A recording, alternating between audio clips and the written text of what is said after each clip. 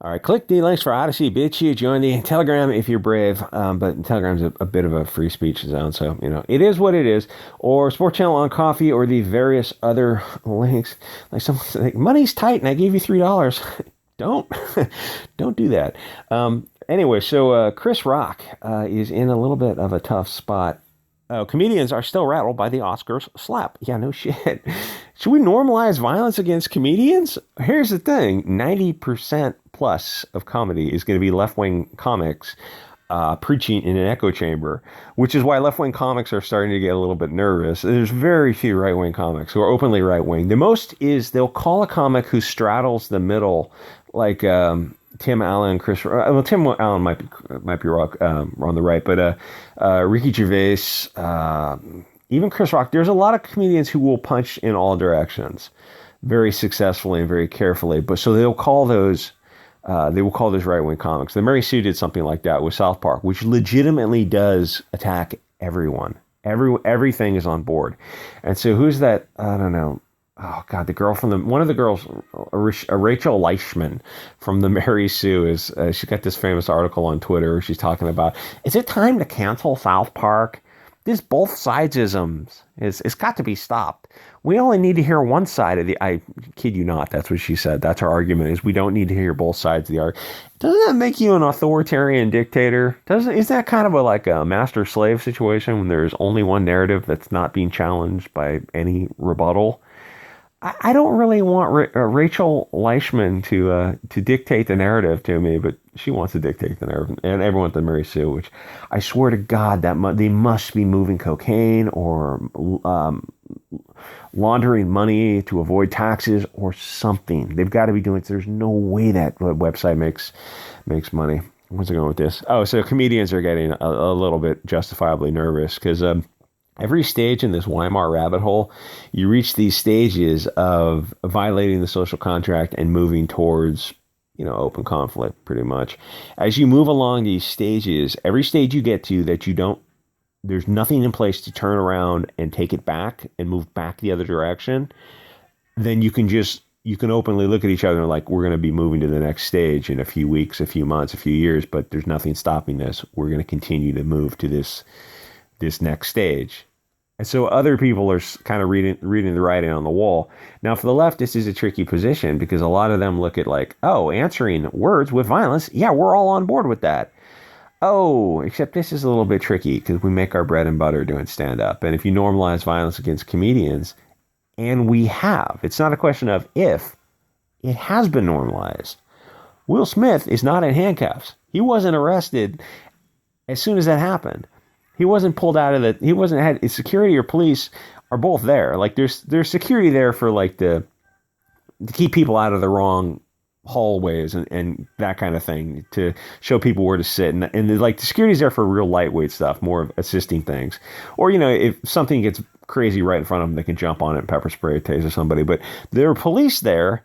And there's probably FBI there also, or various, I don't know, other like federal agents there also for acts of say acts at a larger scale, if you know what I'm talking about, with hound dogs who have very good noses, that kind of thing.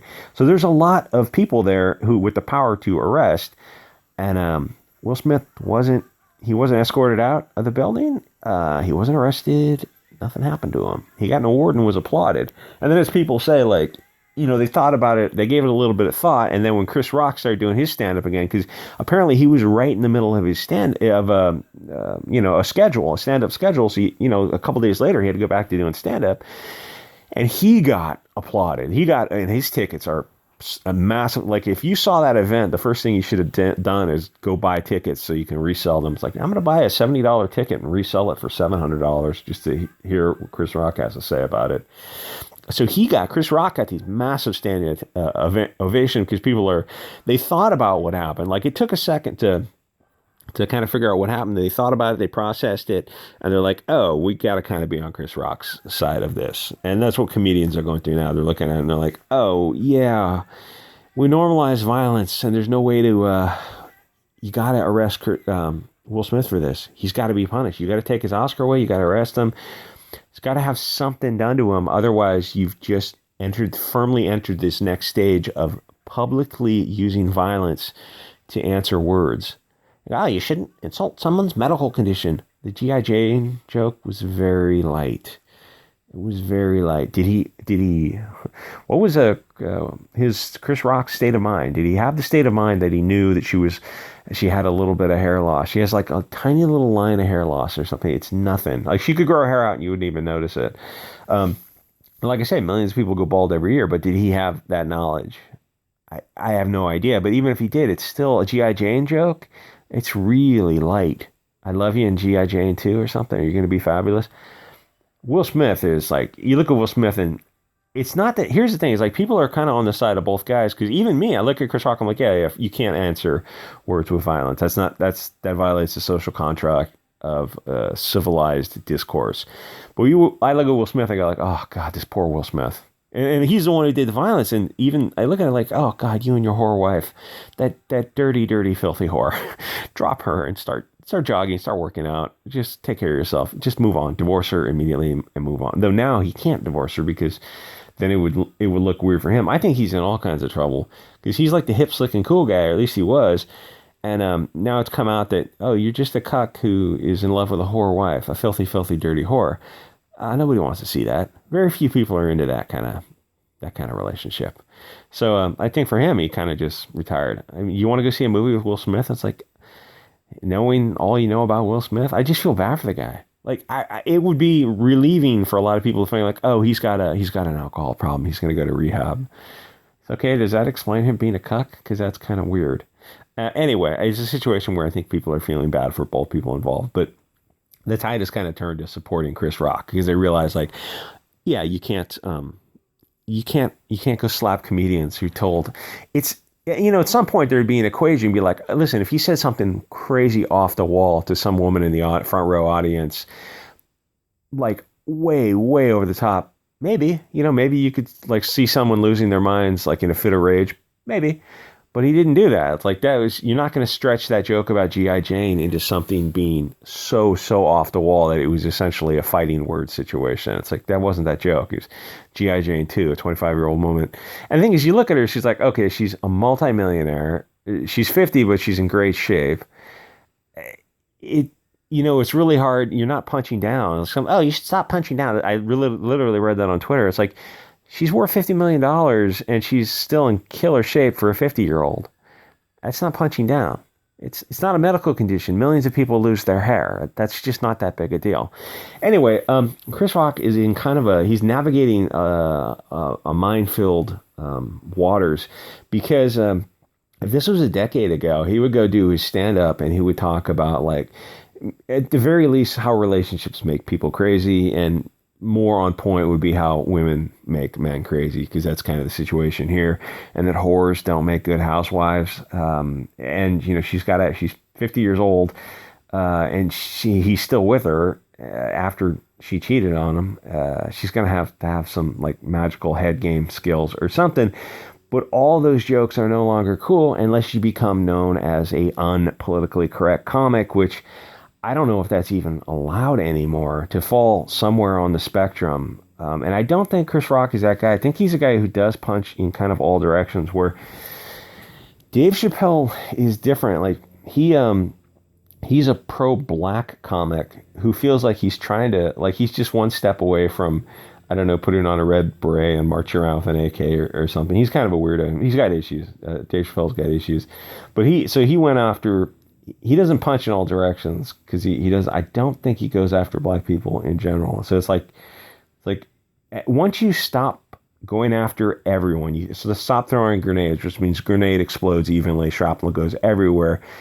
And then if you start having some protected categories, then people can kind of tell where you're going with this, and it makes it less comedy and more propaganda, because that's literally what it is. When you're shielding some areas, issues, you don't go down some pathways, but you go down others. Like Dave Chappelle went down, Space Jews, went down a lot of different pathways, but I don't think he went down black pathways. I don't think, or if you go down some and you're very light and gentle, so it's like pseudo. I mean, you really got to kind of study comedy to see, or study language to see, like, where they're gentle in some directions and where they're knives out in other directions. And Dave Chappelle is definitely knives out in a few directions and not so much in other directions. Like, he really has an issue with white people of European descent, the beautiful people of the light. Which is like I don't watch Dave Chappelle. I don't think he's funny. He's just like just a guy who's got some serious issues. But also don't want to censor Dave Chappelle, which is something that the left, that is a bridge too far for the left. Like, why don't we just leave people alone? And if you like Dave Chappelle, go pay $200, go listen to him, enjoy him. You like Chris Rock, you like whoever you want to, like, just go see whoever you like. Like, nobody's putting a gun to your head and forcing you to buy his his Netflix special. Anyway, so I don't think like un-PC comics are allowed anymore. And if you're on the right, are there right-wing comics? I can't imagine being in California, anywhere in like the California Bay Area, and man, you would have to know your audience so fucking well. Maybe the most you could do would be like, I don't know. You would have to really know your audience. And now, like, people are going to be on guard. Like, you see someone get up and come towards you, it's like, pull out that pepper spray and unload on them. So Chris Rock is black, which gives him a lot of purse puppy privilege. But Smith's whore wife is also black, which in cultural Marxist terms is almost at the top of the food chain. What would it be? There's a couple little ranks above her. So Rock is going to have this hard time making fun of her as the whore wife with the golden pussy or the magic head game, which probably is the case. Black Twitter would cancel him. So he wants to joke about it, but those jokes are going to have to be very carefully written. He's going to have to talk to some other professional comedians to figure out how to navigate that. In fact, I don't know how he navigates it at all, because he doesn't want to burn bridges with Will Smith or the people who support Will Smith, which is probably less and less people support Will Smith every day now. There's probably a bunch of woke chicks that support his whore wife because we have the right to be whores. Okay. I think she has some kind of talk show, but I would rather play Russian roulette than watch a woman's talk show, or watch any talk show at all, really. So the thing is, he might be able to kind of deflect off in the topic of PC and cancel culture, which are jokes that I think some people are probably ready for, but you got to develop your audience and take your audience with you, and then also have to know your audience. So, for example, I saw The Muppets Take Manhattan last night. It was filmed in 1984. It's a movie about puppets, but you couldn't make it today because there's violence and domestic violence scenes, and jokes about, believe it or not, sexual assault, but it's puppets. And you think I'm not, you can go find it online, Muppets in Manhattan. There's a scene where Miss Piggy hits Kermit so hard she knocks him across the room and he flies into a chair. And there's a scene where Animal is at college and he's chasing some blonde girl through the audience. And it's like, as kids and as adults watching this in the 80s and 90s and even recently up until this current Bolshevik revolution, you don't stop to think like, oh, well, why is Animal chasing the blonde girl? But I mean, obviously an SJW is watching it and taking notes and goes, violence against women. It's like, yeah, domestic violence, a pig hit a frog. That's how fast things have changed. 1984 wasn't an apropos year, but it wasn't that long ago, right? So it literally wouldn't be politically correct today, a movie about puppets by Jim Henson. And I think Disney owns Muppets now, which is fucking horrific. Everything they touch, they just turn to absolute garbage. So the Twitter SJWs make notes of all this kind of stuff. And then there's the Swedish accent puppet, which is racist against the Swedish minority. So I'm sure, and there's probably going to be more problematic stuff. If you're an SJW, you pay attention, you're going to take notes of all this kind of stuff. So there's a line where two other puppets are making fun of a pig and a frog walking through Central Park together or something. But nowadays, that would obviously be an analogy for trans, otherkin, BLT, whatever. It's all nonsense, but we're in the midst of this very gay cultural Marxist revolution. And at this point, you just have to accelerate it so that we can get to the other side of the Weimar. I don't see how comedy survives this socialist thing we're going through right now. This Mao's Little Red Book children's revolution type of thing. It's like the useful idiots, the women and the children are going to be the worst in this new 1984. When I say comedy is not going to survive, SJWs on social media spurg out and say that, oh, there are plenty of funny comedians, but then they can't name one when asked. these woke, funny comedians exist in theory, but they don't actually exist. But they should exist to prove the SJW point about woke comedy being funny. It's like the communist dialectic predicts that chocolate rations next week will be 30 grams, but in reality, they're 25 grams. Yes, that's right. But it doesn't matter if it doesn't make sense. The fact that funny, woke PC comedians don't actually exist, that's not actually a problem for the SJW, because the SJW can just say on social media that they exist so that they can win the argument, and then they block you. And I know it sounds crazy, but they don't have to actually exist for the SJW to feel that they won the argument. If you follow what I just said, I mean, you hear it, like, you look at it, you're like, oh, that's absolutely crazy, but that's absolutely what actually happens with SJWs. Yeah, they can win an argument in their head and they go, oh, there are plenty of funny woke comedians, PC comedians. And then on Twitter, the timeline just stops there because they don't ever come back and say, like, they don't ever, like, oh, name a half dozen. They don't come back and name them because they don't exist. But they still walk away thinking they won the argument. It's just as bizarre as it sounds.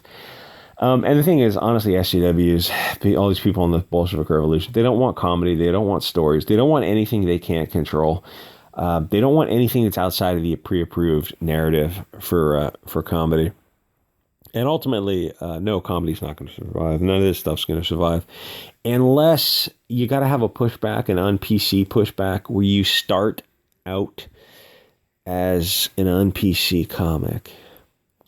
But the thing is, they do stuff like things that would violate the social contract a few years ago, a few decades ago, maybe now, would be like, or things that we didn't have social media in place for, would be things like trying to pressure a comedy club not to showcase a comic who's on PC, trying to get them shut down, trying to, Yelp review bomb them, that kind of stuff. It's like, well, that kind of stuff they do now because there's a lot of people who don't. There's too many different groups in America who don't have different rules of engagement for the social contract. It's like, that's why diversity is so weak, because you're always able to pit one group against another if you're the puppet masters. I think if social media wasn't in place, in the 80s, 90s, even early 2000s, to try to shut down a club. And the thing is, the culture was different. You would have said, get fucked, free speech, buddy. Like, people would have been way against it. But now there's enough cultural Bolshevism in place now that there's enough of these cat moms, these, kvetching Karens who are into it, who are into shutting speech down. Like, they don't want comedy. They don't want stories. They want a pre-approved narrative. They want an echo chamber. And that's what they're going to get unless people push back against it. And the thing is, with free speech, there's a lot of people on the left and the right who they really don't want free speech. They want some things still to remain off limits and other things not. Where, like, to find the liberal libertarians who are like, nope, pro free speech. Comedians should be able to anything they want on stage. Nobody is forcing you to go pay them. And the thing with rock that a lot of people don't understand is, okay, so the Oscars is a collection of very wealthy, privileged people. Chris Smith and Will Smith and his wife, worth a ton of money. They've got shows and movies and all the dopamine attention going to them. And so the role of Rock and the comedian is to poke fun at the audience, to take some of the wind out of their sails. So it relaxes people who are watching these millionaires who are really smug and smarmy and really full of themselves, which is something South Park is excellent at. In fact, those guys would have been good hosts. That's why Ricky Gervais was such a good host. The idea is to take some of the pompousness out of those people in the audience who were just really full of themselves. So that's what Rock was doing, very gently. And you're saying, oh, these ultra wealthy, privileged millionaires cannot suffer any humor at their expense whatsoever.